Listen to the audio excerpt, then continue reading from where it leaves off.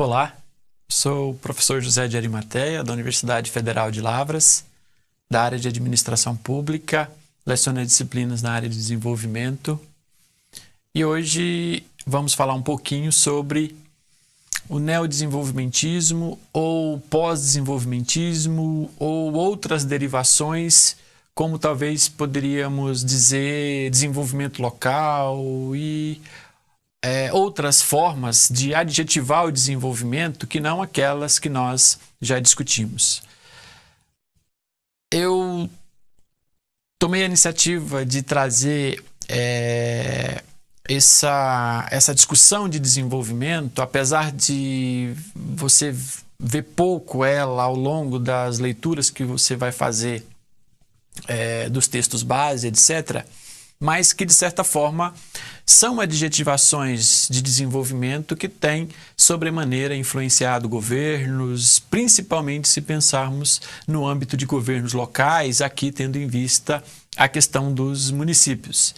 Então, o neodesenvolvimentismo, esse é um termo que está numa literatura, como, por exemplo, a literatura de José Eli da Veiga, que também talvez poderíamos traduzi-la aqui, em grosso modo, em pós-desenvolvimentismo, e que, de certa forma, tem se constituído nesse debate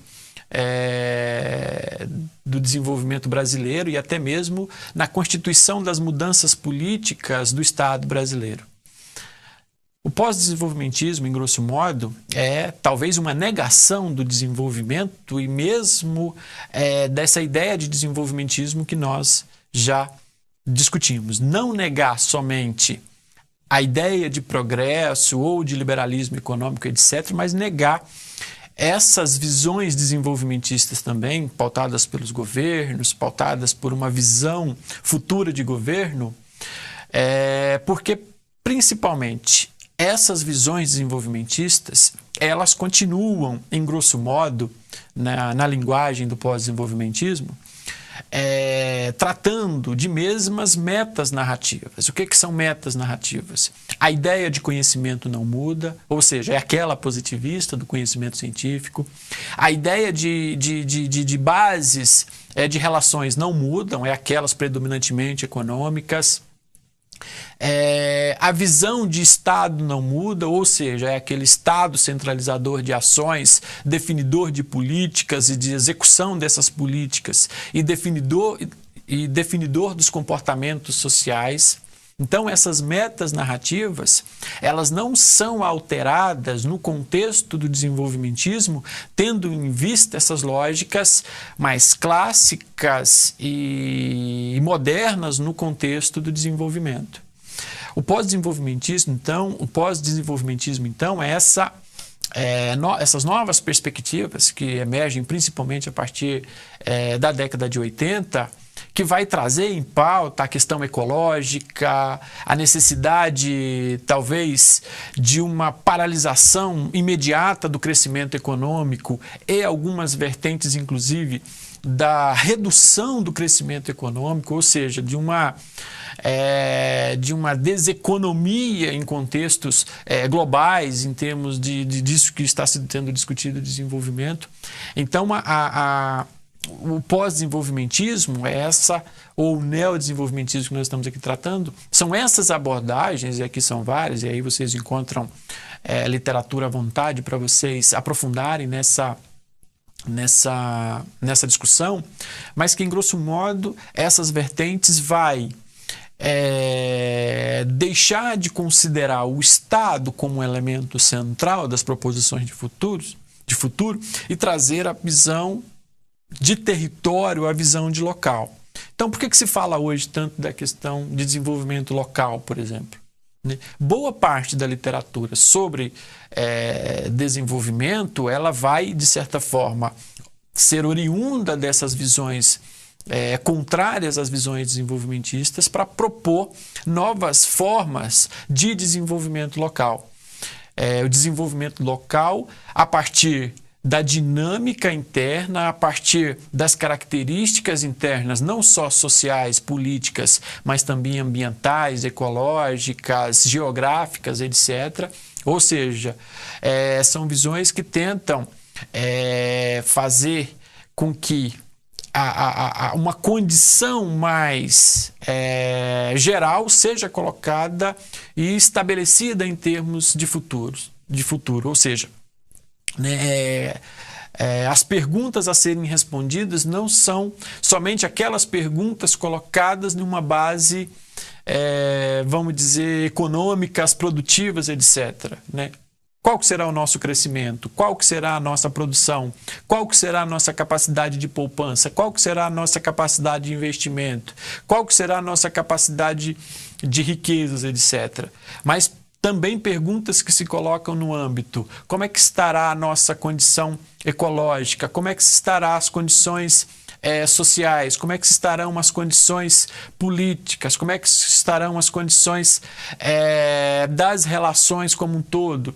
Então, a discussão de pós-desenvolvimento é uma discussão que tenta, em grosso modo, traduzir essas questões locais em novas narrativas em termos futuros e não mais aquelas narrativas históricas, etc. Vamos pegar somente uma aqui para deixar mais claro o que eu estou dizendo. Vamos pegar, por exemplo, a narrativa do conhecimento. Se pegarmos, por exemplo, em termos globais, a universidade ela é a produtora oficial do conhecimento, ou seja, né, com uma base científica se gera pesquisa, se gera conhecimento, e o mundo como um todo, né, e os governos, então, usam esse conhecimento na promoção de desenvolvimento, etc.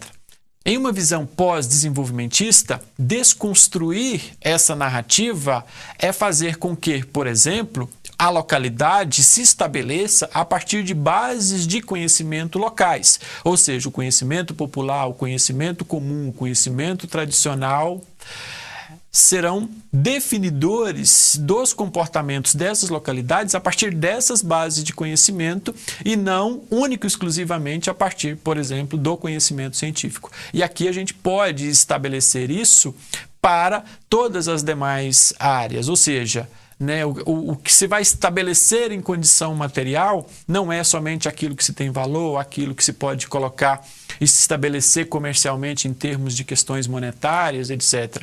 Então, o desenvolvimento local, ele é um pressuposto dessa concepção pós-desenvolvimentista, por exemplo, na medida em que essa localidade produzam as suas próprias narrativas, ou seja, os seus próprios construtos bases para definir quais serão as suas condições de futuro. Então, se pensarmos em termos da atuação do Estado, né, é pensar qual é o papel do município, qual é o papel do Estado, qual é o papel, por exemplo, da União, em termos de promover as localidades, respeitando as suas especificidades, respeitando as suas características locais, respeitando as suas proposições em termos de desenvolvimento próprio ou até mesmo no sentido de configurações que levem até mesmo a decrescimentos em termos econômicos ou a basicamente uma consolidação, por exemplo, em termos ambientais, ecológicos, etc. Então, eu só quis trazer um pouco dessa visão pós-desenvolvimentista para destacar que, apesar da literatura que nós vamos discutir na disciplina, tenha pouco disso a partir dos governos que nós vamos ler, mas que, em grosso modo, cada vez mais interfere naquilo que está sendo estabelecido nas políticas internas dos governos, etc. Né? Se pensarmos, por exemplo, em termos do Brasil. O Brasil tem ou pelo menos tinha até pouco tempo, uma política territorial brasileira em que você se constituía, em que as políticas eram constituídas a partir, por exemplo, dos territórios da cidadania, dos conselhos de desenvolvimento territorial, regional ou local. Então, tudo isso são formas contemporâneas de produzir políticas, tendo em vista outras formas de desenvolvimento. Obviamente que é difícil encontrar propostas em âmbitos estatais que tenham como base políticas como essa, mas cada vez mais essas visões de futuro concorrem ou, de certa forma, andam paralela nesses governos a partir de movimentos sociais, a partir de bases associativas locais ou até mesmo de lideranças políticas ou de constituições políticas que têm já como norte em termos de proposições desenvolvimentistas essas características. Então, pensar em pós-desenvolvimento, por mais que ainda no contexto brasileiro essa seja uma discussão incipiente, seja ainda um debate que está muito mais no campo teórico do que no campo empírico, mas que como gestor, talvez você já possa também começar a fazer leituras de governos, de políticas e de ações governamentais ou até mesmo comunitárias locais a partir desta visão, desse novo entendimento de desenvolvimento. E talvez não só uma questão, por exemplo, de pós-desenvolvimento, mas nas próprias novas concepções que estejam emergindo aí nos contextos locais, nos contextos regionais, que de certa forma daqui a algum tempo pode estar influenciando governos, como a nossa literatura das mudanças do Estado brasileiro se mostram, como foi, por exemplo, o quanto que Getúlio Vargas influencia nos governos anteriores, o quanto que o golpe militar influencia até hoje com relação ao contexto do nosso desenvolvimento contemporâneo, ou até mesmo como que propostas desenvolvimentistas contemporâneas, como foi Fernando Henrique Cardoso e Lula, e como que isso pode refletir, como que isso está refletindo hoje, como que essas novas tendências hoje pode refletir futuramente. Penso que isso é fundamental para vocês que atuam diretamente nos municípios, nas organizações, nos contextos em que o desenvolvimento se faz mais proeminente, ou seja, em que a gente sente ele de maneira mais evidente e não mais como um construto teórico, uma visão muito ampla de mundo, mas essencialmente como um norte, um rumo, uma direção em que estamos tomando, seja em termos locais, seja em termos civilizatórios. Então, espero que os vídeos possam ter ajudado você a ter uma compreensão melhor da discussão de desenvolvimento, tendo em vista que as mudanças do Estado brasileiro estão bem constituídas na literatura que vocês estão estudando ao longo da disciplina. E estamos aí à disposição para dúvidas e discussões em outros momentos que forem oportunos. Então, bom curso, muito obrigado e sucesso aí na disciplina.